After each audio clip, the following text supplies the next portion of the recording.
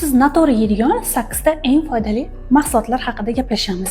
Birinchisi bu brokoli. Ya'ni brokolini har doim qovurib emas, aynan parda pishirgan foydaliroq hisoblanadi. Ikkinchisi esa kefir. Kefirni esa ko'pincha kechki iste'mol qilishadi, lekin kunning birinchi yarmida juda ham foydali hisoblanadi.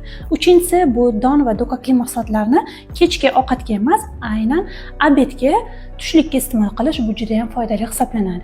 Kofeni uyg'onishingiz bilan emas, aksincha to'yimli, sog'lom nonushtadan keyin iste'mol qilsangiz yana ham yaxshiroq bo'ladi. Rezavor mevalarni esa faqat sezonida emas, balki muzlatilgan holatda ham iste'mol qilsangiz bo'ladi.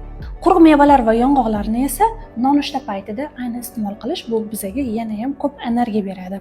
Mevalarni esa ovqatdan keyin darrov iste'mol qilmasdan, aksincha nonushta yoki tushlikdan keyin 40 minut o'tkazib bemalol iste'mol qilsangiz bo'ladi. Urug'larni esa xomligicha emas, aynan ularni maydalab iste'mol qilsangiz yana ham so'rilishingizga yaxshi ta'sir ko'rsatadi. Telegram kanalimda esa bundan da ko'p ma'lumotlar bor. O'tib oling va mahsulotlarni to'g'ri tanlashni o'rganasiz.